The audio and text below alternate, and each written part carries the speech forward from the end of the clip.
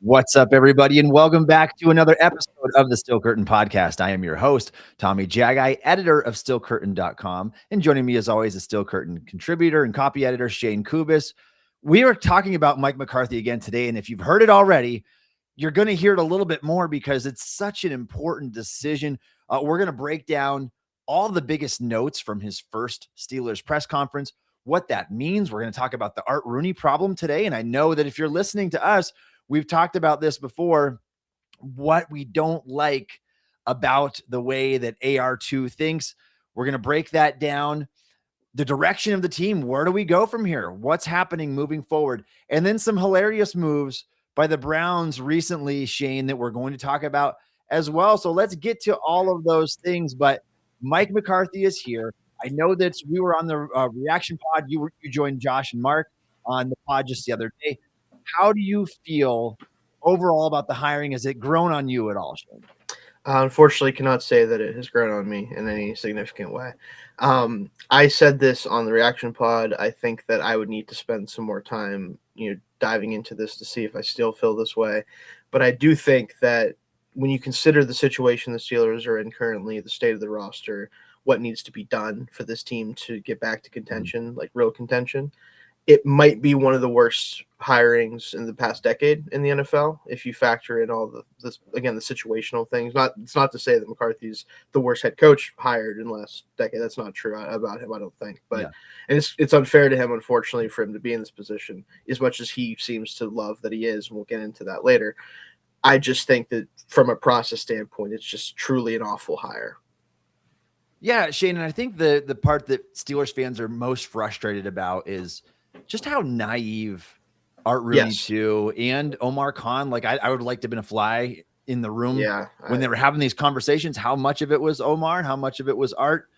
I can't say for sure. Yeah. I mean, you would think that the highest up on the ladder, that's Art Rooney too. We'll talk about him here in a little bit, but just seems like a short-sighted move for a team that really has no self-awareness and doesn't understand where they are right now. And so we'll talk about that and where they kind of go from here.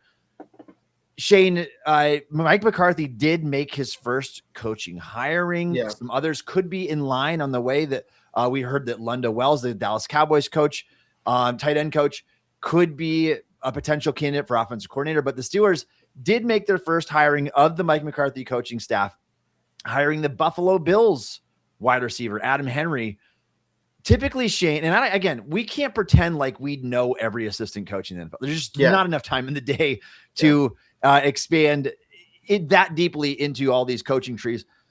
However, I would say a general rule of thumb here, if you are hiring an assistant coach from somebody from positional group, you at least make sure the positional group is performing well, because the Buffalo receivers isn't exactly the gold standard for what you want in your receiver room. And so I hope that he brings something to the team that the Steelers have been lacking, because obviously they have their share of problems with the wide receiver positions. What do you make of this move?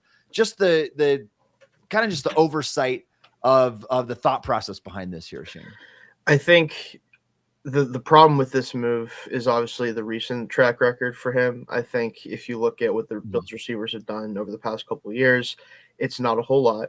I mean, Khalil Shakir has developed into quite the player, but he is very much a limited player in some ways.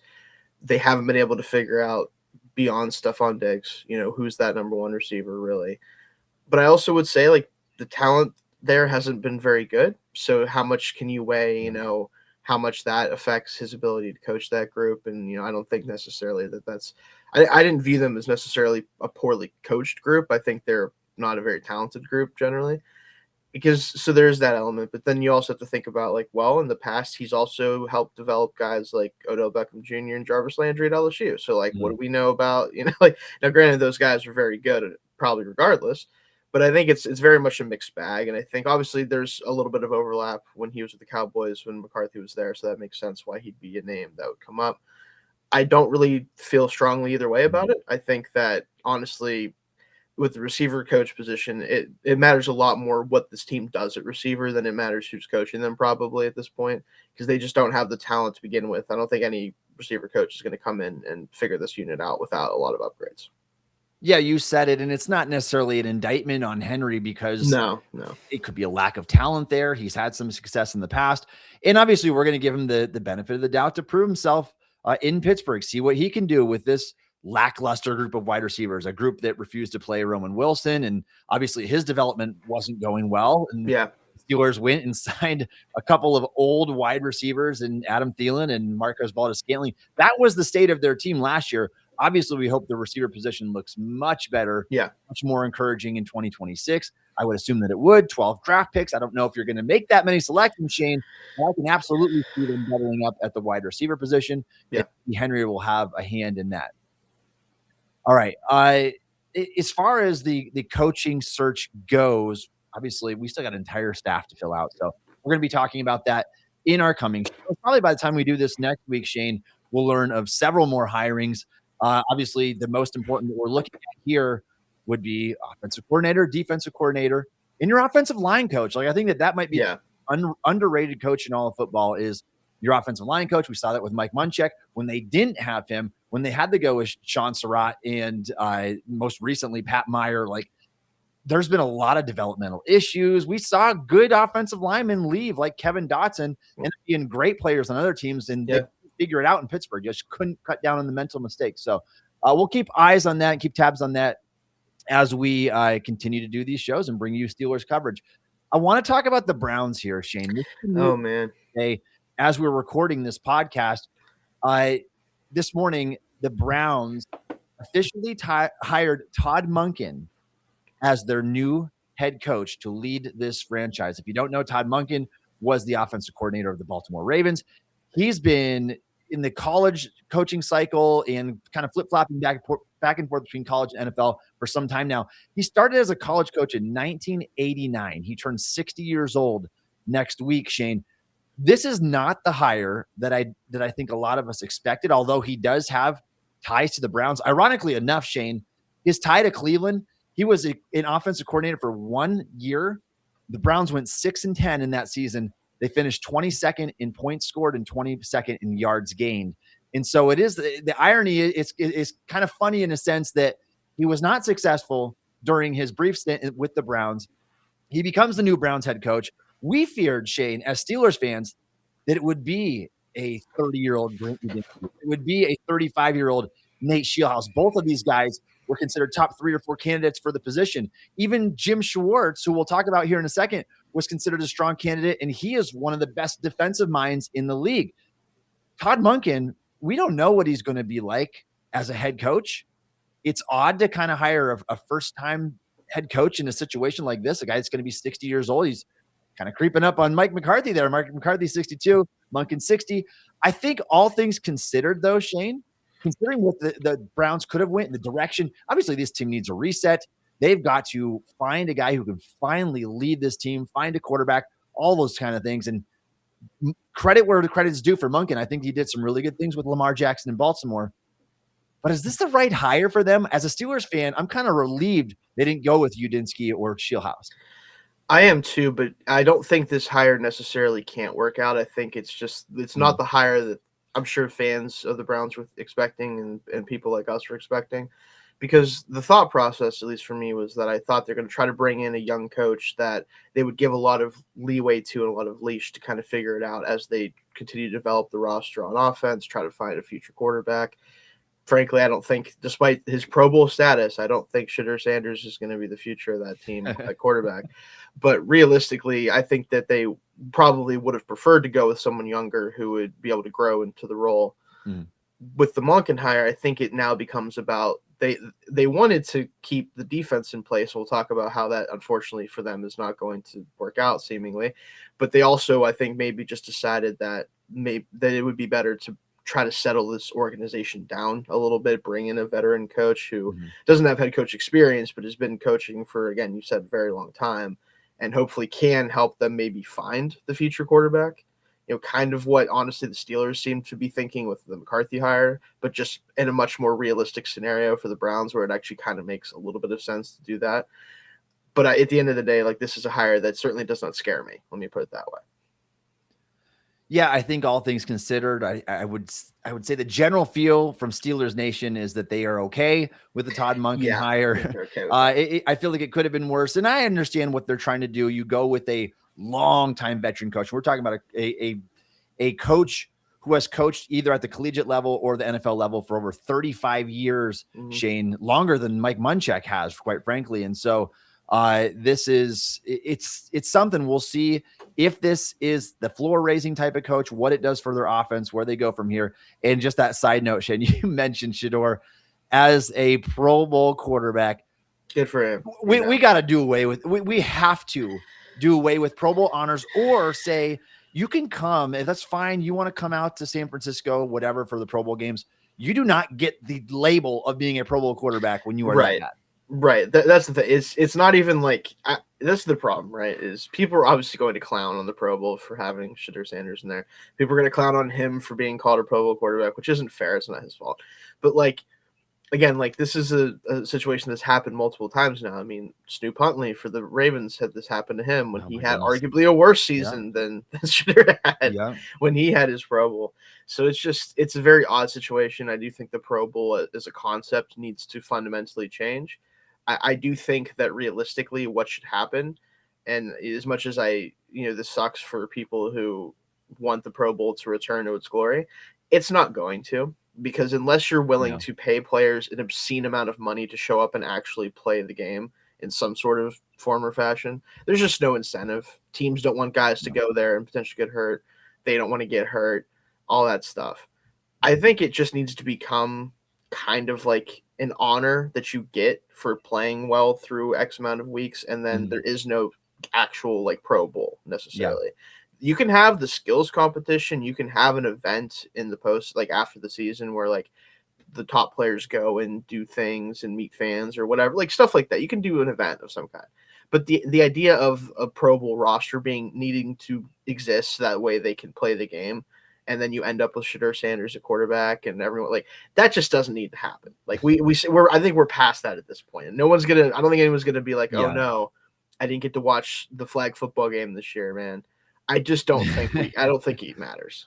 No. I think that most fans are kind of in that state of mind at this point. And like we said, Shane, I mean, Shedeur does not deserve it. Not that he can't improve, but for what he did this season, and it was pretty ugly, he does not deserve to have the Pro Bowl label attached to his name. And every time you look up his stats from now on, you go on Pro Football Reference, whatever, he's going to have the little star next to it, labeling him as a Pro Bowler. That should not happen for a Pro Bowl alternate. It should not happen for anybody who's an alternate. Should not get that honor. And I kind of just when this news broke, Shane, I kind of just thought, like, wonder what Josh Allen and Justin Herbert think of this. Now, Shedeur, they're in the same category as Shedeur now. They're all lumped into one because those are the three quarterbacks in the AFC representatives from the Pro Bowl this year. Just kind of a joke, but anyway, kind of going off on a side tangent here. Shane, the best thing about the Todd Monken hiring isn't that he's not a good coach. The best thing is that we can say bye-bye to Jim Schwartz in Cleveland. And it certainly looks that way. Jim Schwartz, obviously, phenomenal defensive mind in the NFL, maybe the very best in the business. Like, he is that good. And I do think that Schwartz is better as a defensive coordinator than he is as a head coach. I don't blame the Browns for not hiring him as the head coach, but he's obviously very disgruntled because he wasn't the guy. He wanted to come back. He wanted to be an NFL head coach again. I don't blame him for wanting to leave Cleveland at this point. Now he's got the best player in the world over there on his defense in Myles Garrett. And so he had that going for him. And I mean, Schwartz was able to raise the Browns defense from being kind of an average unit to one of the very best in the league since he's been there. I think, in fact, his first year, they were the top defense in the NFL. And so this is a huge loss for the Browns if the report from NFL Network's Tom Pelissero is true, and that he, in fact, is saying his goodbyes to the organization, and he's going to go coach somewhere else. And whether that's a defensive coordinator position, I'm sure he can land on his feet as a DC. I would gladly take him in Pittsburgh. I know that the Browns run a 4-3. Mike McCarthy has talked about wanting to run a 3-4. We'll talk about that in a little bit. I would gladly take him. I think he's one of the best defensive minds there is. Yeah, I think the idea of it being with the Steelers just isn't going to be the case. I just have a hard time thinking that would be the case because it just doesn't make sense schematically for them. if they don't want to move off the 3-4, which I can understand that. It is what it is. I do think the fact that the Browns apparently, again, from what has been reported, one of the sticking points with their search was that they wanted someone who was willing to keep Jim Schwartz as the DC.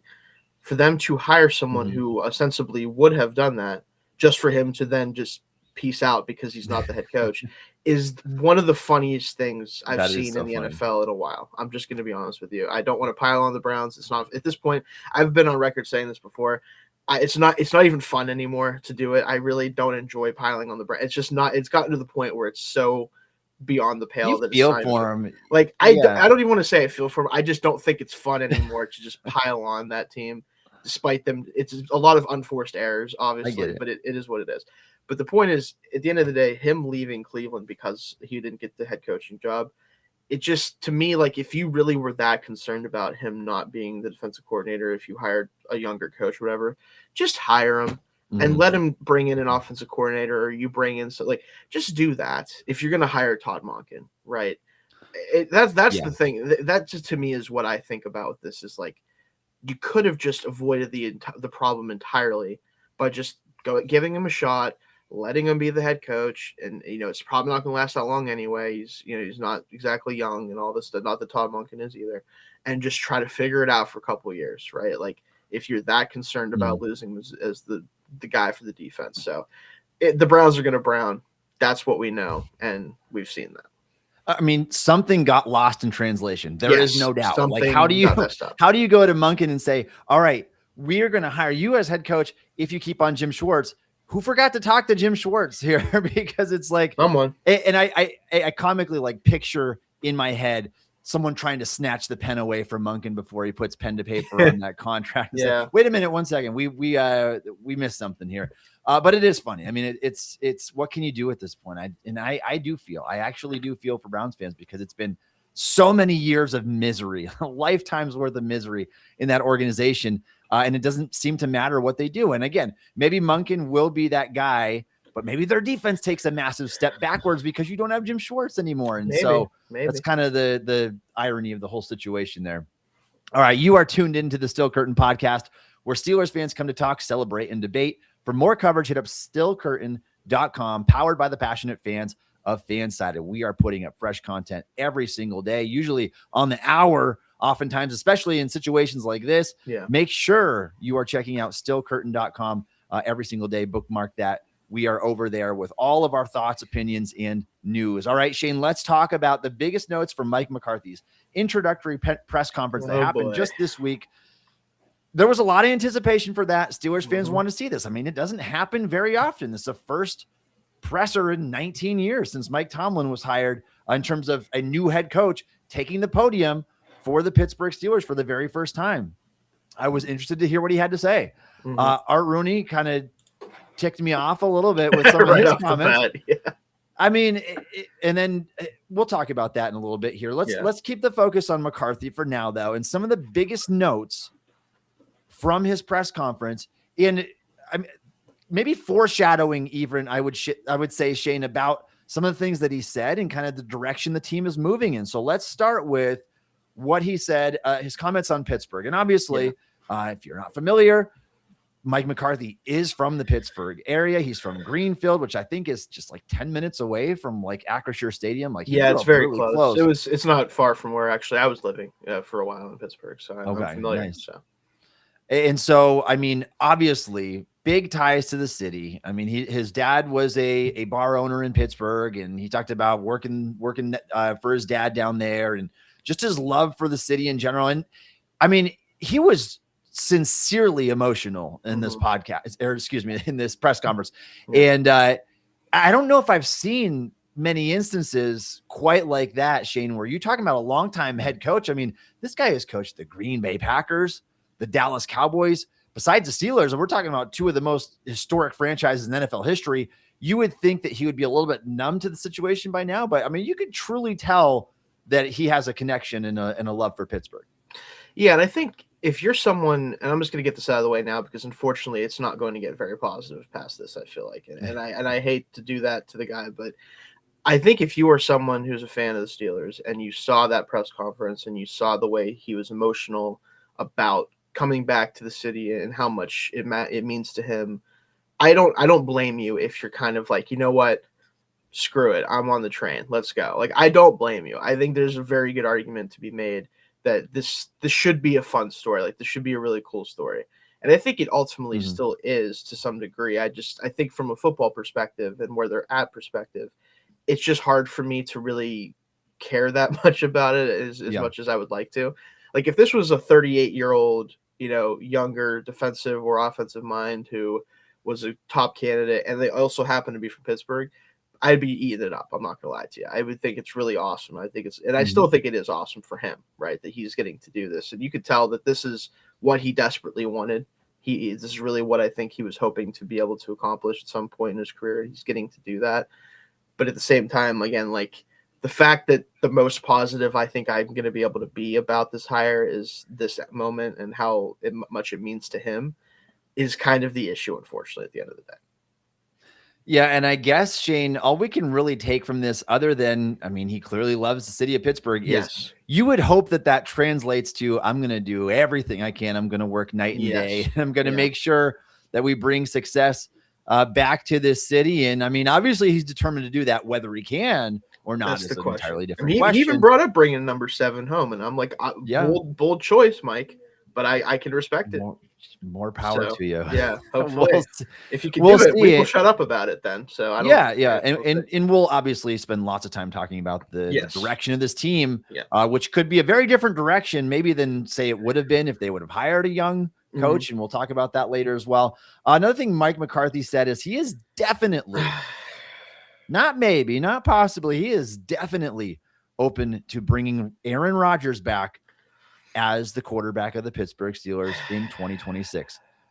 I have less than negative interest for this to happen. I don't understand how you can watch Rodgers last year, and maybe he didn't do a whole ton of it. I don't know. I mean, and again, Shane, you say things in front of the media that you might not necessarily feel all the time. And I really pray that is the case for McCarthy right now, because if he watched a 17-game season, I guess it was 16 games. He missed a game. Rudolph had to start a 16 games. Well, 17. We'll count the playoff game. Hopefully he didn't watch that one. But Oh, I hope he missed that. Oh, actually, I hope he watched it. Well, I guess, depending on how you view it, Case in point here, Rodgers was not good last year. No. And you could, if you are only, and this is why I beg people to stop being box score watchers, because if you only look at the box score numbers and you see, well, Rodgers had a good touchdown to interception ratio, it's like that does not even come close to telling the story of what we saw last year. I got some numbers up here for Rodgers, Shane, on the season in terms of how he compared to some other quarterbacks, and it's really bad. I know we've talked about this before. I don't think we've talked about it since the season has been finalized. And so intended air yards per pass attempt, league average 7.7. Aaron Rodgers 6.0. That's 39th in the NFL. By the way, there are 32 starting quarterbacks.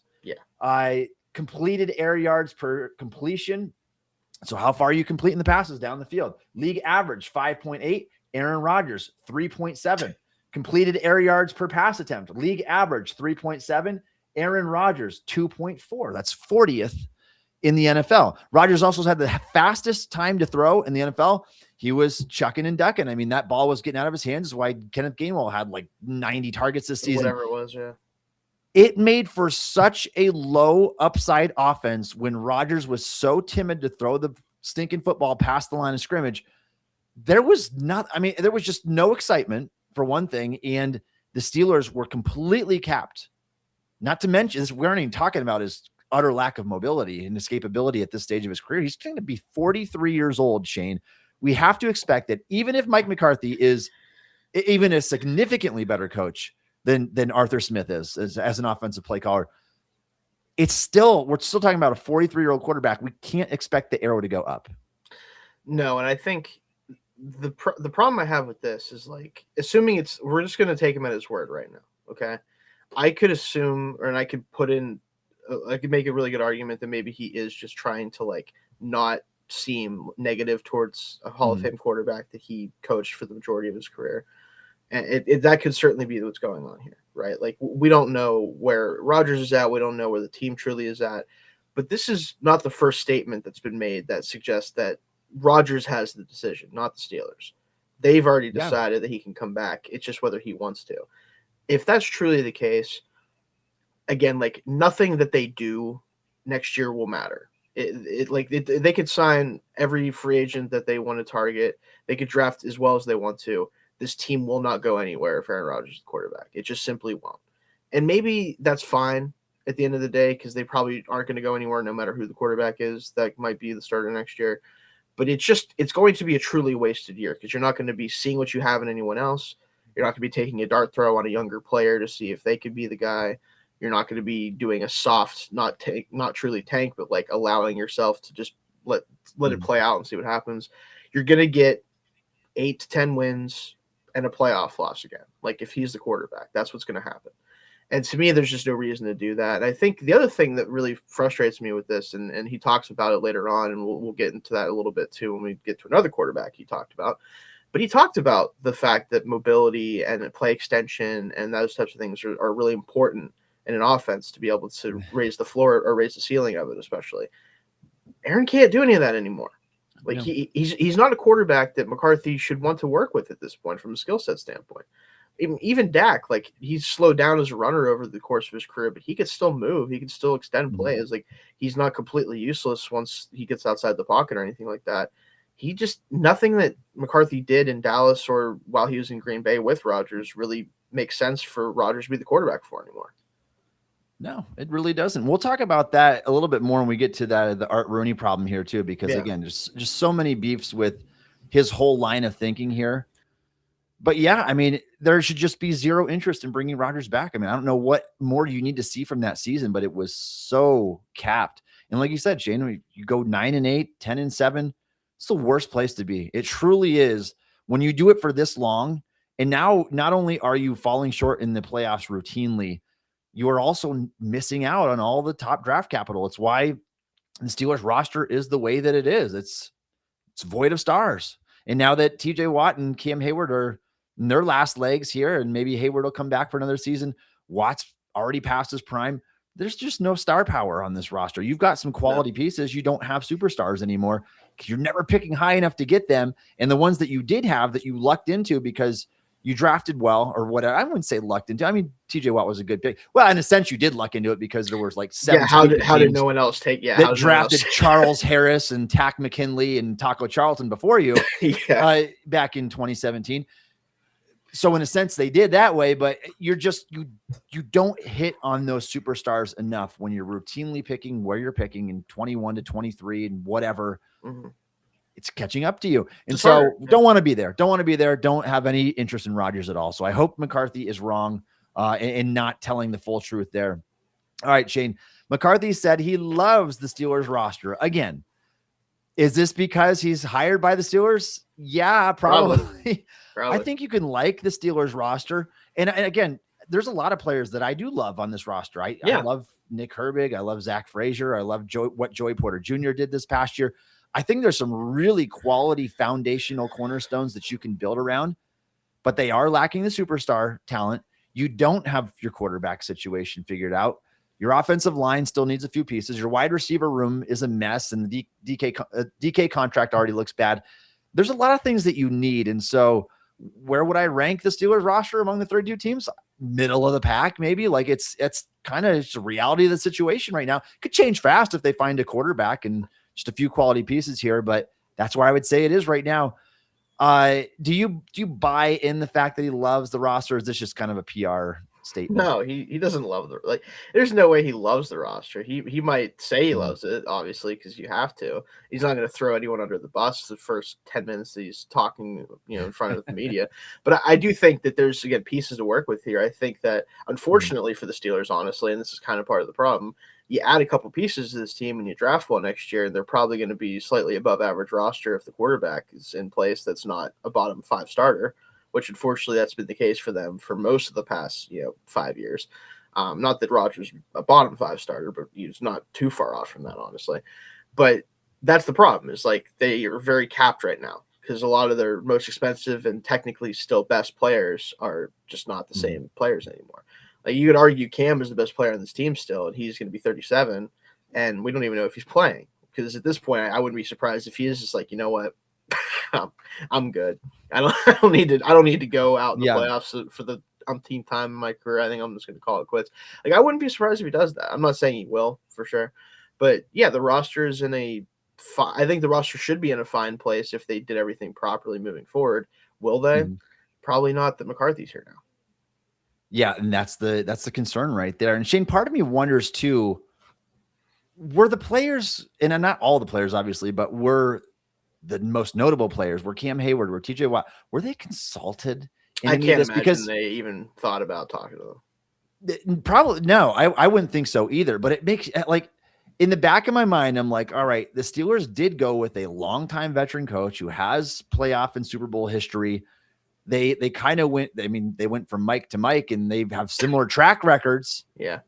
Was that, I don't know. I mean, do you think that maybe just a little bit played a factor at all in maybe Cam Hayward wanting to stick around, TJ Watt not wanting out of Pittsburgh? Like, I don't think they had any say. I mean, at the end of the day, they didn't have any say. I don't think they had. Maybe it was a more appeasing move to them than going with a young coach, a first-time head coach. Maybe, but like, I'll be honest with you, like, I don't want to insult the football intelligence of those two by assuming that that's what they wanted. But maybe they do. Maybe that is what they wanted.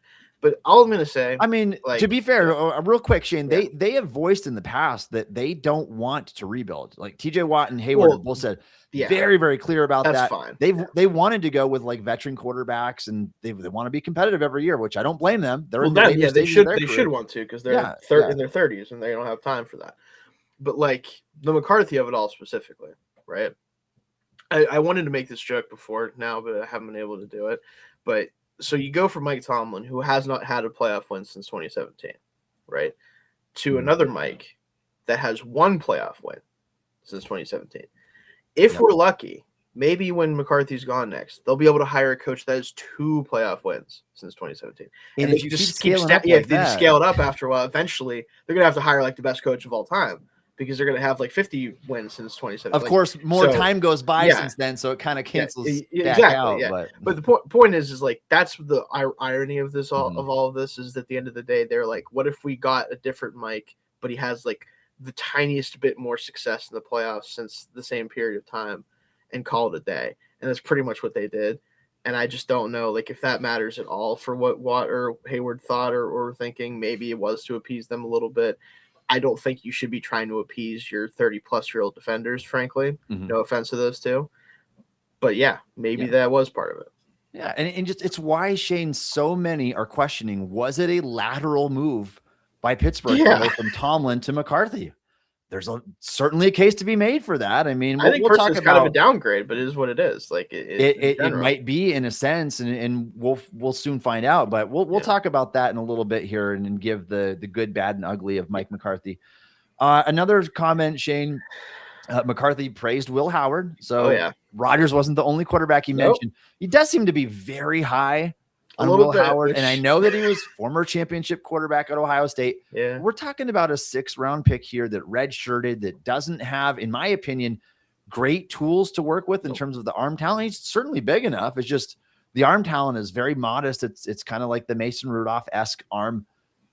I mean, do you think that there's any chance that McCarthy is actually thinking about Howard as the quarterback of the future in Pittsburgh? See, the part of my brain that goes, that guy is not probably a starting quarterback in the NFL, tells me I should say no to that question. Right? But the problem is, this is not the first time since McCarthy's been hired that there's been reports outside of him saying it directly that was a factor in all this. And now he said it at his press conference, like went out of his way to specifically say it. Because the question that he answered, or when he made the praise towards Will Howard, it was not directed like at him. It was, hey, what do we think about finding a quarterback? Like, what's the plan? How do you balance all that stuff? He went out of his way to talk about that he thinks upside is there with Will Howard. I kind of think that if Aaron Rodgers doesn't come back, that we might see Will Howard play quarterback for this team in 2026. Like I'm at that point where I'm like, man, if it's being brought up in the like rumors before he gets hired or after he gets hired, and he's bringing him up at the press conference, I don't know. he might think there's something there, and the people who like Will Howard, and there's many of them in Steelers Nation as far as I can see, they might get their wish. They might actually get to see this guy play. So we'll see. I mean, and Shane, I think that if you made a poll right now, most fans would take Will Howard over what we saw in Aaron Rodgers. At least it's a win-win situation. I truly think it's kind of a win-win situation. If you're not going to be legitimately competitive, you're either going to lose a lot of games with Will Howard and you can get your quarterback in 2027, or maybe, just maybe, he is that guy and you found somebody that can be the face of your franchise moving forward. I'm not buying into that yet. No. I have to see a lot more from him. Yeah. But it's still a better alternative than going with Rodgers, who turns 43 Absolutely. And dead last mobile. What's the worst case scenario if Will Howard starts all of next year? They're bad. That's okay. I think that's probably for the best if they're bad, like realistically. So that's okay. What if he's good, like you said? That would be pretty cool. Getting a 6th-round pick to become a starting quarterback is awesome for whether you're looking at it from a value perspective or the fact you don't have to spend your draft picks on quarterback for a while or whatever it is. Like, there's a lot of reasons why that's great if you can do it. But there's also the fact that it's happened only a handful of times, and it's just probably not going to happen here. But hey, I'd rather watch Will Howard go out there and try his best than watch the corpse of Aaron Rodgers just scramble around the field doing absolutely nothing 90% of the time. So like you said, I'm fine with it. And there's such a large percentage of Steelers fan base in particular, Shane, that will say, you never tank, you never lose games on purpose. And and I'm not even suggesting that. I'm saying you could lose them organically just because you're not that good and you don't have a quarterback. Scratch and claw for every single win. Don't go out of your way to say we have to find every possible avenue to win this meaningless football game. The last time, and I will say this again, the last time the Steelers had a losing record, they went 6-10. Yeah. The following year, the following offseason, they drafted Ben Roethlisberger. Yeah. And they went 15-1. Yeah. And you found your quarterback of the future. You found the guy that kept you legitimately competitive and Super Bowl competitive for the next dozen years or so in Pittsburgh. He played for 18 years, but I wouldn't say they were Super Bowl contenders all that time, but still, that's a long Super Bowl window because you found a franchise quarterback. Yeah. And that's not going to happen again, picking where you're picking. And again, that is one of the benefits of just organically tanking, where you can lose football games. And now I only have to give up maybe a 1st and a 2nd round pick to go up for quarterback. If you Steelers pick where they normally pick in 21, 22, 23, you're talking 3 1st-round picks, maybe more, to go up towards the top of the draft and get a franchise signal caller. You don't luck into it oftentimes like the Colts did, going from Peyton Manning to Andrew Luck, or like the Patriots did, just having a few down years from Tom Brady and then going right to Drake May. That's very fortunate, but you can see the benefit of kind of having losing seasons sometimes. So that's a kind of off-topic side note, but it's not the worst thing. It's not the end of the world if the Steelers have a bad season. Full circle back to Will Howard. If he starts all year and the Steelers win 4 games, so be it. He's not the guy. At least you got that figured out, and you are able to, for sure, at least take a swing at a much more talented quarterback the following year. All right, Shane, one more note on McCarthy here. I actually got 2 more. The first one I want to say is McCarthy will not relinquish those play calling duties. And I think that's an important one. I didn't put that in our notes for today, but he will not relinquish that. He tried it once back in 2018 and he did not like it. I believe that was Kellen Moore. No, was that before that? That had to have been before that was the last year in Green Bay that he gave it. Last year in Green Bay as well. I was going to say that he was definitely not in Dallas by then. But I think that he tried it 1 year and he said he is not going to do that again. He is going to be the offensive play caller, which I guess if you're going to hire a coach and he's got dual capabilities like that, that's fine. I don't have an issue with it. I think that's one of the better parts of his game, Shane, is that at least he's going to be aggressive. He's had a lot of success. We'll talk about some of the positives here. But that's an important note, because when we're looking at these offensive coordinator candidates, this is not good. The next guy is going to be basically an understudy. He's going to be a team leader. He's going to help out with positional groups. He's not going to call the plays for Steelers. Yeah, like the OC hire, it matters in the sense that you want someone who's going to be good at doing the things that someone who's an OC under a play caller is going to be doing. But it doesn't matter from a play calling perspective, really, at least in terms of like on game days. Like they'll help with the game plan, they'll help put together things, all that good stuff. Probably do a lot of the stuff that, like, honestly, like teams that employ these, which the Steelers generally do not, passing game coordinators and run game, like that type of stuff is kind of the job that they're probably going to be doing. But it still matters. But yeah, he's going to be calling the plays. And I think he needs to. I think the only reason to hire Mike McCarthy as head coach is because you hope he can be an above average play caller and fill out a staff that can do the rest of the jobs for him. So. Yeah, and so by description, Shane, I think that it would almost be a fair assessment to say that the Steelers' next offensive coordinator hire, by job description, will be kind of more like an assistant head coach than he will be as an actual offensive coordinator, the way that we typically know it around the NFL. All right, Shane. The last note I have on Mike McCarthy is he was very adamant that he wants to keep the 3-4 defense in Pittsburgh.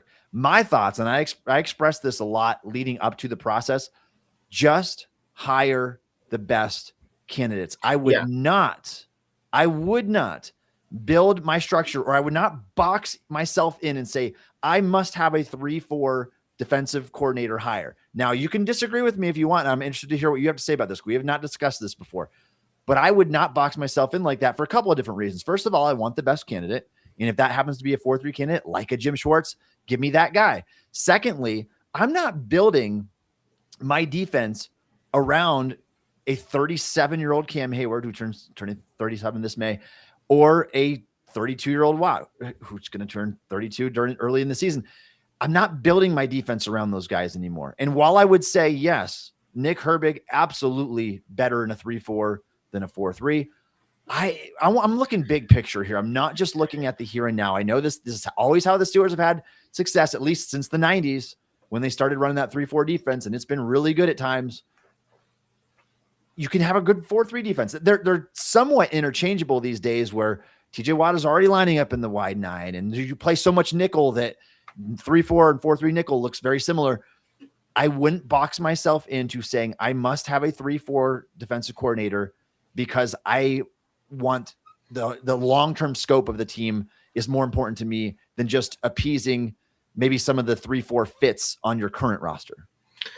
I generally agree with that. I think I will say it does make sense to hire someone who already runs a 3-4 defense with the players you already have, especially because some of those players are players that are younger players that you want to be building blocks. Like Nick Herbig is a guy that fits that. I think that the guys in the front can kind of play wherever. I think Benton actually might benefit from being more in a 4-3 as a true 3 tech a lot of the time, which that's something you could definitely argue. But I think the body types you have as your pass rushers, it makes obviously a lot of sense for when you do run 3-4 base, which Steelers ran a good amount of this year because they're trying to deal with the run game and the issues they're dealing with that. But like you said, it is mostly interchangeable. I think the 3-4-4-3 thing is kind of a thing of the past in the sense that it's more about the body types you have at edge and more about how you want to align those guys when you're not in your nickel and dime defenses than it is about anything else.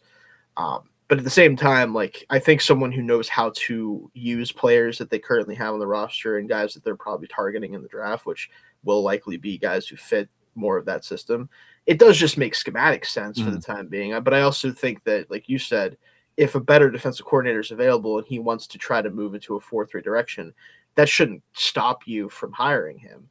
I just do think that ultimately, like you said, that's going to be the case. They're going to move to someone who will run that system. Yeah, Shane, and hypothetically, if the Steelers were open to having a 4-3 defense, what you'd probably see is maybe a couple of these guys in the trade block. Maybe they would trade away an Alex Highsmith or even a Nick Herbig. There's been some whispers, some buzz around that Herbig could be a trade candidate this offseason. He wants to get paid. I mean, again, my thought process is I'm thinking long-term health of the team, but counter argument here, Shane, the Steelers just hired a 62-year-old head coach, a 62-year-old head coach that wants to win now. And maybe you are best sticking with the 3-4 defense in that sense, because if you're going to try to win now, you obviously have a roster that's more built around the 3-4 defense at this point. So it makes sense. McCarthy said what he said there about trying to keep a 3-4 defense. I just wouldn't typically, in most cases, especially if the Steelers had gone with the younger hire, there's no way I'd box myself into sticking with a certain type of defense. There's a lot of variation out there in terms of what they do. You can be like a true 3-4, like the Minnesota Vikings, having guys drop back into coverage and blitzing and all that amoeba defense, or you can be like a more traditional It's just it's to each their own, and I Yeah. guess that this is McCarthy's flavor, and he's perfectly good keeping it as is for the Steelers. I will say too, like just to kind of put a bow on that conversation, it matters a lot more who they hire as a 3-4 defense coordinator than whether they run a 3-4, because a lot of the best defense in the NFL right now do come from that like 3-4 structure.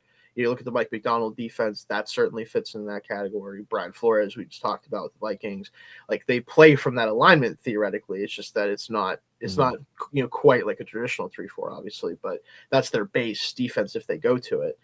I think that that's totally fine. But if they hire someone who's going to just keep doing the same thing the Steelers have done on defense, just a different flavor of it, that's more of my concern than them running the system as a 3-4. So, yeah, absolutely agree with that. If you are a fan of the Pittsburgh Steelers and would like to support the Steel Curtain podcast, please consider subscribing to the Steel Curtain podcast on YouTube. Be sure to follow our written work on steelcurtain.com. We appreciate all of your support. All right, Shane, let's open up this Mike McCarthy discussion even further. Is he the right man for the job? Let's break down first, though, Art Rooney too, and the problem that he's been for the Pittsburgh Steelers. And you know what I mean by this, because it just feels like, and I can't say that this is just an AR2 problem. I think that it's a thought process of the whole Rooney family. Yeah.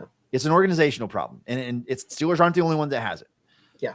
But they want to be so competitive each and every year. And I thought it was really telling that when he said following the season that the Steelers, they have absolutely no interest in a wasted season. They're going to try to do everything that they can. And that makes it feels just like the Mike Tomlin philosophy, where I'm going to put duct tape over this sinking ship. I'm going to make it work somehow. We're going to patch these holes. We're not going to truly rebuild. And again, that's the biggest beef that I have with AR2 right now, is the Steelers have zero interest in operating a rebuild. And I think sometimes a rebuild is beyond necessary. And that's the point for the Steelers. They've reached that point. You can take those 12, 14 best players on your roster, the Joey Porter Jr.'s, the Zach Frazier's, the Nick Herbigs. You can build around those guys. You can kind of wash through your hands of the other players, trade them for draft capital, get really young, because the Steelers were the second oldest roster in the NFL last year, both in terms of average age and by snap counts. They were the second oldest, only to the Washington Commanders, who had a bad season, by the way. They need to get younger. They need to get fresher. You can see the impact that it has on their defense. You could see the receivers couldn't get open because they were old. Like, there's so many factors, so many reasons why you'd want to go with youth. And it seemed like, Shane, when you hire a new head coach, and he's bringing an entirely new staff, that's the perfect time to tear things down to the studs and build it up again. You would think so.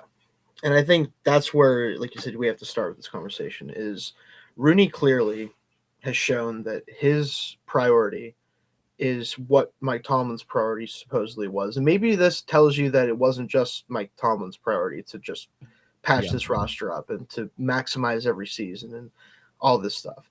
He is more concerned about what happens if this team loses 12 games than he is about them winning 12 games. That is ultimately the problem with the way that they're operating as a franchise right now, is they're too scared of what every other team pretty much in the last decade or so has had to go through at some point to get to where they are now. If you look at the Patriots this year, they had to win 8 games over 2 years to be able to win 14 this year with a new quarterback and a new coach and a new system in place offensively with bringing back Josh McDaniels. They had to do those things to get to where they're at now. You look at the Texans, who beat this team in the playoffs. They were able to do that without their quarterback even playing well, because they've built a defense by having premium draft capital. Will Anderson opposite Daniil Hunter. They're able to bring in Derek Stingley at corner because they were bad and they needed good players. So they didn't mind being bad for a few years. And they did that pretty quickly too, because they turned around from the whole Watson ordeal and used that trade to jumpstart the rebuild. Like, all of the best teams in the NFL, for the most part, over the past decade have had some sort of downturn that allowed them to propel themselves back to relevance. The Steelers, for whatever reason, despite having all the evidence around them, literally in their own conference, multiple teams, seem to believe that is just something they can't do, they won't do, and they have no interest in doing. And is going to keep them out of that race for a Super Bowl for as long as they continue to act this way. Yeah, how do you not see that? Like, how are you watching the rest of the league? Are you watching other football games? Because you can see that you can't go from a top of the line team and just have that continue forever. The Steelers have gone down, they've plateaued for the longest time now, and they can't seem to do anything else. And that brings me to the next part of the Rooney conversation here, Shane. The fact that Art Rooney II left it up to Aaron Rodgers as to whether he wanted to come back is disgraceful. It shows how out of touch he is with the league and what actual good quarterback play looks like, because he would have never given that decision to a 42-year-old quarterback to say, we're going to leave it up to you whether you want to come back and start for our franchise. No, that shouldn't be up to him. Part of me thinks that AR2 just saw, oh, the Steelers went 10-6 with Rodgers. Well, let's bring him back. He wasn't good. He wasn't average as a starting quarterback this year. And that's the problem. He was probably the 24th or 25th best quarterback in the league this season when you factor in every element of his game, the accuracy, the totality of making, the pocket presence. Yes. It's hard to argue that you wouldn't take 20 other quarterbacks over him, and that's just not good enough. And so to bring that back, knowing it's only going to go downhill from here, just unwise. Yeah. I think the other thing too is, like, let's say he really is like gung-ho about, like, we want to make this roster as best as we can every year. We're going to maximize everything. Watching Aaron Rodgers, if you actually watched him, you should know that you need to do something else at quarterback then. If that's like Malik Willis in free agency, sorry, better quarterback probably than Aaron Rodgers is at this point. Like, just from a ceiling standpoint especially, but even from a floor standpoint with the rushing ability and the ability to extend plays, probably a better starter next year than Rodgers would be. If Daniel Jones' Achilles heals fast enough, he's probably a better option in free agency if you can pull him away from the Colts. Like, there's avenues to get quarterbacks that are objectively better than Aaron Rodgers, even on the free agent and trade market. And if they really want to maximize, that should be what he's talking about. It's like, well, we're going to find a veteran quarterback. Aaron, we appreciate what he did last year, but we need to move on. Yeah. Like, that would be, I would at least respect that a little bit more, right? Where, like, at least I can say that he saw what happened last year, and I can say that confidently. I don't think that he watched enough, like, of what actually happened, and maybe he just doesn't understand, right? And that's fine if that's the case, but it is what it is. Yeah, and if you don't understand, you probably shouldn't be making these franchise-altering decisions. Leave that up to your GM. Maybe get your assistant GM involved. I don't know. I mean, there's a thought that you can kind of have. Yeah, that guy's pretty panel too. So it's so frustrating. But another thing, Shane, is the McCarthy hire in general. The fact that the Steelers bucked that 57-year trend of, this is what brought us success. And I'm not saying they need to stick with it. I'm not saying that. No. But all of their hires have been 34 to 37-year-old guys. They were young, energetic, innovative at the time, obviously, brought a new energy to the team. They ignored all those. They went with a 62-year-old who is a multiple-time NFL retread head coach, and a guy that, I mean, theoretically should be on the very last legs of his coaching career. I think he's the third oldest coach in the league. The only coaches older, Shane, are Andy Reid, who is, we're seeing some of the worst of Andy Reid right now. And that Matt Nagy hire was horrendously bad. So that should leave a kind of an ugly stamp right there. And then John Harbaugh, who just lost his job with the Ravens. Those are the only two coaches, active head coaches in the NFL, older than Mike McCarthy. And so that was interesting. And Shane, a side note here, I'm not convinced. He can tell me whatever he wants to. He can say, oh, it was because of the resume. And I believe that was the majority of it. Yeah. I'm not convinced that McCarthy, being from Pittsburgh, did not play a factor in this hiring. Like, we've literally seen this favoritism before. We saw it with the Kenny Pickett selection in 2022 for the Steelers. We've seen favoritism happen in this organization. I'm not convinced that him being right from there in Pittsburgh had nothing to do. Maybe it was a small factor, but it didn't have nothing to do with this hire. No, it certainly wasn't nothing. I don't know how much I would give towards, like, how much it mattered, but it had. I mean, come on, like, there's no way it didn't matter somewhat at the end of the day. Yeah. But at the end of the day, like, this hiring and what Rooney has said leading up to and since it just kind of hammers home the point that he just doesn't get it. Like, I just don't think he understands what it takes to contend fully in the NFL. Like, he knows what it looks like to make the playoffs. He knows what it looks like to have a competent roster that can make the playoffs. he does not know what it looks like and what it takes to get this team back to Super Bowl contention. Yeah, and my biggest overall problem with Art Rooney, Shane, is you have to be able to recognize the state of your football team. And I feel like he does that not at a good level at all. No. He doesn't understand that this is a struggling team right now. It's an average roster. It was a bad coaching staff, and he was going to roll forward with Mike Tomlin. Like it sounded like it was Tomlin's decision. And so he was perfectly content with another 10-win season. Like that's, to him, I think that he feels like that's successful. Yep. And obviously he wants playoff success, but he doesn't know how to go about getting it. You don't get it by doing the same thing over again. That's the definition of insanity. The changes he's making are not big enough. And that's the problem, that even when you wipe out your coaching staff, your philosophy is still bad because you're not willing to actually rebuild your team the right way. And I think that's my biggest overall problem with him. Yeah, I mean, that sums it up. Like, he just, excuse me again, I just think he just doesn't get it. It just, at the end of the day, it just doesn't have the acumen for it, frankly. And we'll have to see if that changes or if someone else eventually, I think it would be Dan would be up next to be in charge of things. I think hopefully maybe when that happens, he understands it better. But you know who he's been hanging around with a long time, the rest of his family. And that's, I mean, you hope that group think can break at some point. Yeah. Because I mean, we even talked about this recently with Omar Khan and Mike Tomlin and AR2. Like, when you get a bunch of groupthink like that together, and these guys are all of one mind, and that mind is, we need to be competitive each and every season. And it's not, what about next year or the year after, 4 years down the line? Like, how can we be Super Bowl contenders? That doesn't seem to be how they think. And again, I agree with you, though. I hope that either AR2 can snap out of this, or Dan Jr., whoever's next in line here can kind of break that trend here for the Steelers. All right, Shane, let's move on and bring this back to Mike McCarthy here. The good, bad, and the ugly. I want to talk about what we think he does well, what he doesn't do so well, and what could maybe be the worst aspects of his coaching, Shane. What I think he should instantly bring to this team is what he will do for the offense. Yes. And I say that because the bar is so low to clear. So low to clear over these past 7 years. Now, 8 years now, the Steelers have had Randy Fichtner, Matt Canada, 3 years of Randy Fichtner, 3 years of Matt Canada, almost 3 years, Matt Canada, right at the end of his 2.5 years. And then 2 years of Arthur Smith. That sucks. I don't want to see any more of that garbage. I want to see the middle of the field being utilized. I can't watch another season of the Steelers being the most boring team in the league. I like the Steelers. I want them to be fun again. Yeah. And honestly, I think that's what fans are begging for. Please be fun. I don't care if you throw 3 times as many interceptions. If you're doing it in fun fashion, it's going to be more entertaining for us.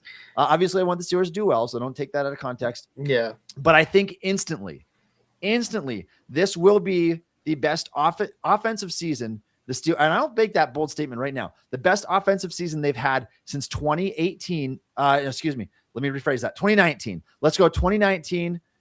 From 2019 through 2025, this will be better than any of those, because even if they turn the ball over more, they're going to score more points, gain more yards, probably have average more yards per play, because one thing that McCarthy is not afraid of doing is throwing the football and throwing over the middle of the field.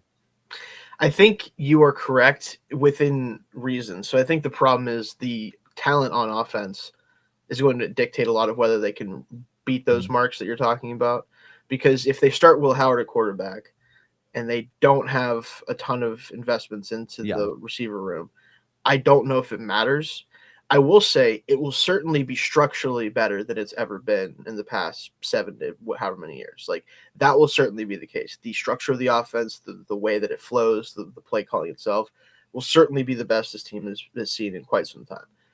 I don't know if the results will be there necessarily because of the situation that it might end up being with the quarterback, especially if Rodgers comes back. I think that he could call the play, whatever plays he wants. Rodgers is just going to say, well, actually, I'm just going to do my Rodgers offense, and that sucks for you, too bad, which is part of the reason why I don't think that I'm really trying not to think that that's going to happen, because it doesn't make sense for anyone.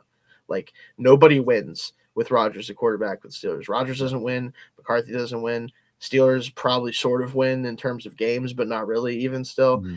It just doesn't make sense. But I do think if they find either a veteran quarterback or they take a shot on a guy like Malik Willis or whatever, the offense could be the best we've seen since that time for sure. Yeah, and it's worth noting here, like during his most recent tenure in Dallas from 2021 through 2023, that's a 3-season stretch. The Cowboys had a top 5 scoring offense, actually finished with the number 1 scoring offense twice in that 3 years. And then Dak Prescott had that, I think that was the year 2024. He had the really bad season ending foot injury there, broken foot. Was that year? Yeah, it was 2024 year. Okay. The wheels fell off and Dak was hurt and it was a whole thing. Yeah.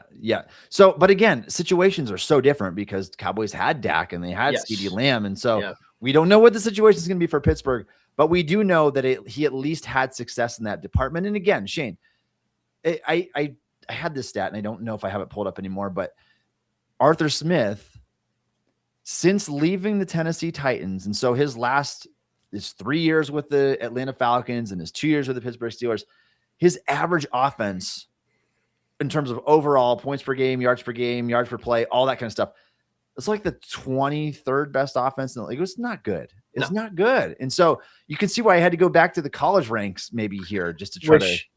I'm just going to say the fact that, like, we'll see what happens with Terrell Austin if he gets a job in the NFL somewhere. But the fact that there's a chance that because Tomlin steps down, he's obviously not in the NFL right now, that the head coach and both coordinators for the Steelers might not have jobs in the NFL in 2026 is all you need to know about where this team was at with the coaching staff. And you can say that means that the staff will be better. It might be. I don't know. We're going to find out. But I just think that it is pretty comical that Arthur Smith is coaching Jeremiah Smith instead of Jonnu Smith anymore. So, and that's kind of what we've joked about for quite some time now, Shane, is you can get rid of the whole Steelers coaching staff. And besides Mike Tomlin, because of his reputation, everybody else is not really going to have a job now. Probably Danny not. Smith, obviously good longtime special teams. Right. Coach. He's the rest of them though, it's like, we kind of knew. Here's the stats. I got this since we're on the topic. Yeah. Arthur Smith's average offensive rankings over the past 5 seasons, both with the Falcons and the Steelers. He averages 23.6 points a game, excuse me. These are the offensive rankings, not the stats.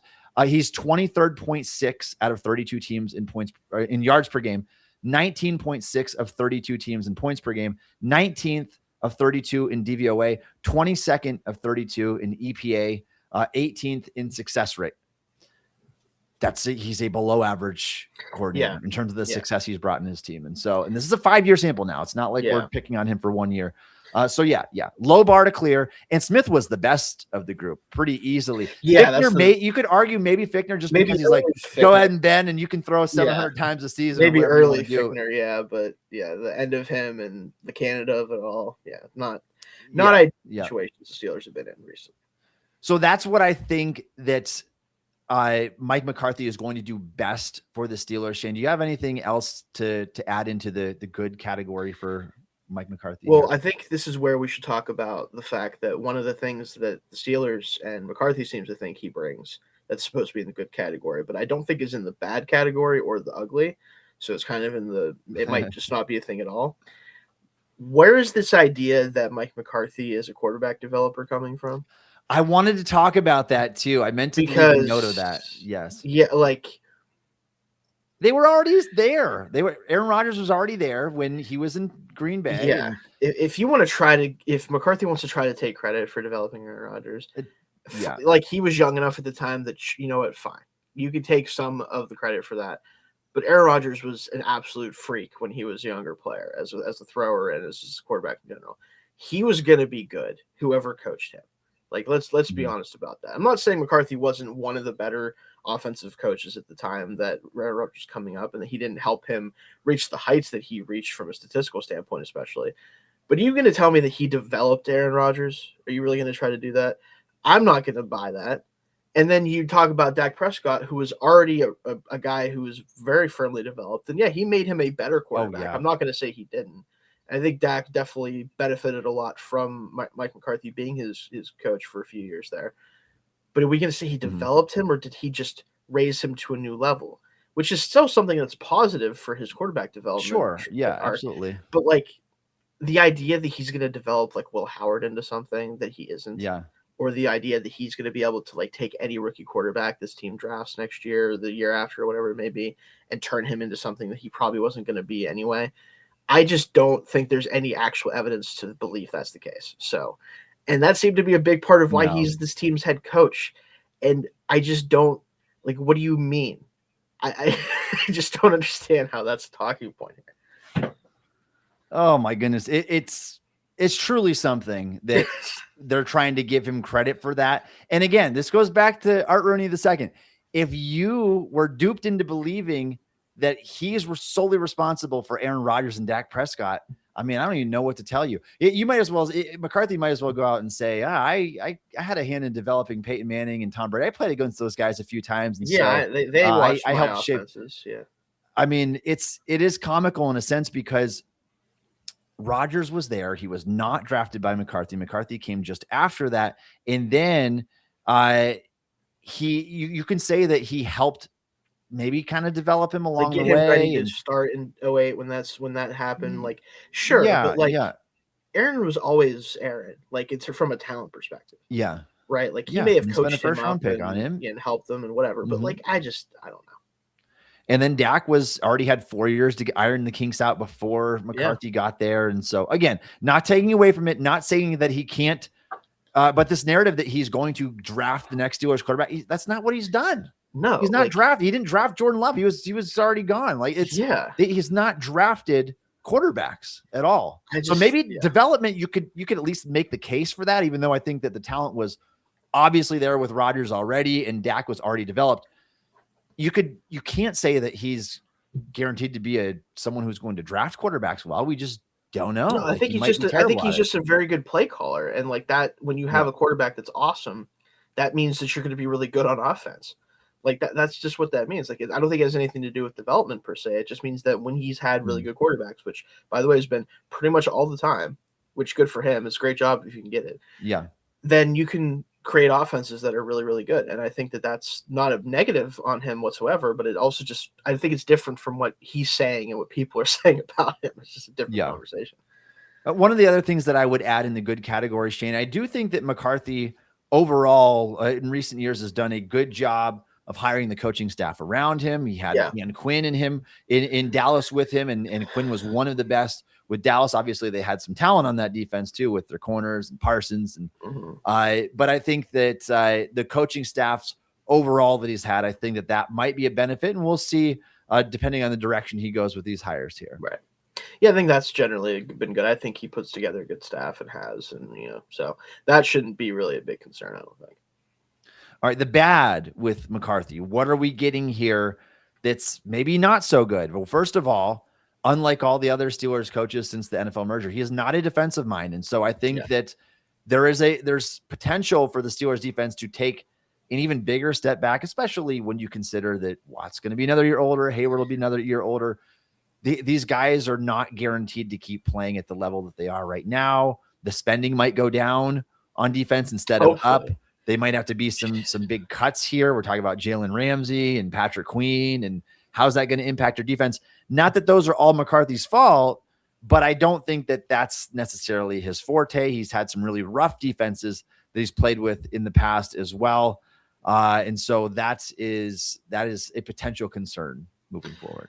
For sure. And he even alluded to it in his press conference. He said that defense is so important in the NFL because the one time he's had a top 5 defense in his career, they won the Super Bowl with 2010 with Rodgers. So I think that he understands that that's an important element, but it's something that he has struggled to kind of get right for the most part in his career, at least to the point where it can really help elevate the team to the point where the offense isn't doing the heavy lifting a lot of the time. So that's certainly one. Yeah. I would say too, like playoff success, man.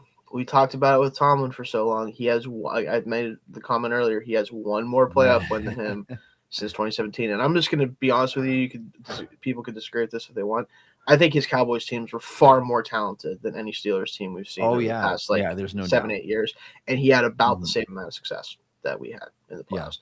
So that's something that you just have to look at and go like, it's very similar to Mike. And that was our biggest gripe with him, was that he's a really good coach, but is he a good enough coach and able to make the right decisions to get this team past the first round of the playoffs? You could ask the same questions about Mike McCarthy. And some people will say, hey, Jerry Jones. It's like, I understand the Jerry of all and like all that crap he had to deal with. he's still coaching the team. He still won a bunch of games regular season and then it faltered in the playoffs. It's something you have to talk about considering where this team is at. Yeah, and Shane, I was saving that for my ugly, but we'll talk about that right now too, because it is. I mean, one playoff win since 2017. Now, granted, he did not coach the 2019 season. He took that off between Green Bay and Dallas. He also did not coach in 2025, but still, that's 7 seasons in one playoff win. He was 1-3 in the playoffs in that span. Yeah.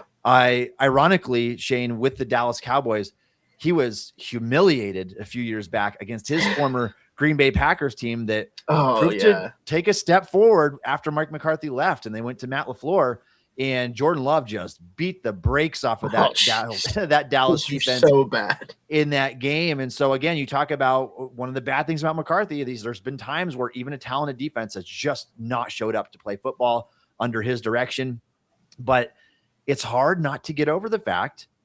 And I think that's what it's kind of almost funny. You can almost laugh at the fact that he's had practically as little playoff success over Mike Tomlin over that same stretch. We talk about how ugly Tomlin's 9-year drought without a playoff win was. This is one in that span, Shane. One since 2017. We're talking about one playoff win in 9 years. It's not good enough. And that's the problem is until you can prove that you can get back on top again, what makes us believe in you as anything more than a floor raiser, like what Mike Tomlin was? It's why we question, was this a lateral move by the Steelers? I think that's the ugliest part. And the other thing that's out of his control is he's just old. And you have to wonder if the game has passed him by at this point.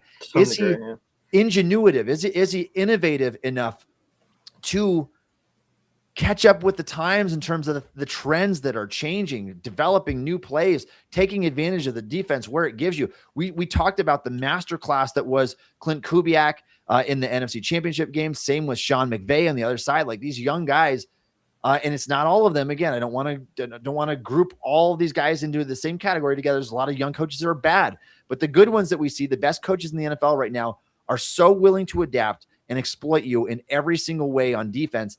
Does he have that creativity, or is he just going to stand back there in the shotgun and say, I'm just going to target one receiver 170 times a season? Like, can he catch up with the times? Because I feel like that is a potential area that can hold him back as well. Yeah. And honestly, the answer to that is probably no. Like, it's at 62 years old. I think he kind of does what he does. And I think that still is effective in the NFL, but it requires a pretty hefty amount of talent to make it work to the level that it did in Dallas. And I'm just going to be honest about it. I doubt he gets that level of talent with the Steelers, especially early on. Like, it would take some time, and they might not be bad enough to get that talent, frankly, or lucky enough to. So it's going to be interesting to see what his offense actually ultimately looks like and what it can accomplish. Yeah, Shane, and I do have these numbers really quick here. I wanted to share these as well. Backtracking just a second here. The Steelers' offensive averages from 2017 to 2025. That was that whole stretch that we talked about there with the Randy Fichtner and Matt Canada and Arthur Smith. 20.7 points per game. That's 22nd collectively during that stretch. 324.9 yards per game. That's 24th during that stretch. McCarthy's average with the Packers in his career with the Packers. Again, we'll talk. These circumstances so different, and I want to preface with that. The Steelers didn't have Aaron Rodgers in his prime. They didn't have Dak Prescott. But McCarthy's averages with the Packers, 26 points per game, 7th in the NFL during the entire stretch from 2006 to 2018. And then 364 yards per game was 8th in the NFL. His tenure with Dallas, 25.3 points per game. That's 7th in the NFL. And 353.9 yards per game. That's 10th in the NFL. His offenses have been excellent everywhere he's been collectively. And so again, we'll leave that on a positive note there. What's encouraging. Now, Shane, I got to ask, I know this is hindsight now. It's out of our control. Not that we ever had any control to begin with. Yeah. But who would have been the better coaching options for the Steelers to lead this team and to be the next face of the franchise? And I think there are quite a few. Shane, I ranked my tiers of coaches, all the coaching candidates that I would have hired. And McCarthy, unfortunately, was in my 4th tier out of 5. So I'm not a big fan. And I'll read the names off to you here. You're like, how do you get 4 tiers out of that? How do you get that many candidates? Well, these are the ones in this cycle who I would have preferred, and I was doing this just based off of who I would have rather had for the Steelers. And I hope I'm dead wrong about this. I really do. But my tier 1 would have been Clint Kubiak. Yep. Who's just, to me, I almost put him in a tier of his own because he's been so brilliant with Seattle this season. He's 39 years old. And then just an absolute masterclass in the postseason so far. What he's done with Sam Darnold, just everything from top to bottom. That's my number 1 candidate. Steelers showed no interest in him. None at all. They were not willing to even wait and say, maybe let's have a face-to-face meeting. Nope. Not virtual meeting. No, I don't understand it, but to each their own. After that, I have Mike LaFleur, which I know things didn't go well with the Jets. I'll give him the benefit of the doubt there. He still comes from it's the Jets. The pipeline, he comes from the pipeline of Kyle Shanahan and Sean McVay. So double dose of the best coaches in the league right there. Pretty good. In the Rams' offense these past 3 years, even though he's not the play caller, McVay has been really, really good. I think he has potential to kind of step into that role. Looks like he's going to Arizona. We'll see here. Grant Udinski, the 30-year-old offensive mind of the Jaguars, was in my tier 1. Nate Scheelhaus, the 35-year-old Rams offensive passing game coordinator. Jesse Minter, who the Ravens hired, is in my tier 1. And I think that he was maybe the best defensive mind on the market. Probably. A guy in his 30s. He took a very pedestrianly talented Chargers defense that really only had like Derwin James and an old Khalil Mack in just a few other pieces, made them a top 5 unit in the league this year. And then Chris Shula, who the Steelers did not hire, who everybody thought was going to be that guy. I had him just a step below Minter. But what I think he's done with the Rams has been excellent in terms of the takeaways, the overall aggressiveness of the defense. I think he could have been that guy as well. That's my tier 1, Shane. Yeah, and certainly sign me up for any of those guys ahead of McCarthy. I was going to say this, and it'll become clear with you saying all the names, but I think it'd be easier to answer what candidates I wouldn't have wanted. We probably could have went that way. It probably would have been simpler if we're being honest about it. And I hate to do that to him, but that's just the reality of where things are at with him and with the Steelers. So. Yeah. Really quickly, Shane here, my tier 2, very polarizing figure, but I like him still a lot. Mike McDaniel. He would be a retread head coach, but I do think he's still a brilliant offensive mind, as quirky as he is. I think he could get the Steelers to play much, much better. You talking about a guy that he gets no, none at all. I like that personality. No, I do. Yeah, it's not. I know it wouldn't be a fit with the Steelers. But you would talk about a guy who fixed the running game and passed the ball that's over the thing, middle of the field. It's McDaniel. Yes. That's the thing, though, is if you think about it from like a play calling standpoint, the Steelers should love a guy like this because he loves the run game and wants to innovate it and use it. But then you look at him like that guy is not coaching the Steelers, and it's stupid to think that way, but it's true. Like Ernie would be like, "Get this guy out of here." What are you talking? Exactly. Oh my gosh. It would make covering those press conferences fun though. Oh man. So, yeah. The other ones in my tier 2, I have Davis Webb, Clay Kubiak. That's the other brother, lesser known, and then Joe Brady, who was promoted from the Bills offense coordinator to the Bills head coach. My tier 3, Brian Flores, who I do think is a brilliant defensive mind, though there's a lot of reports that he kind of butts heads with some people in the organization. I think he even had some of that during his time in Pittsburgh. Kevin Stefanski, which again, we're in the tier 3 now, so it's not like it's not one of my top choices, but 2-time coach of the year, still a young offensive mind. I do think that there are aspects of his game that I like.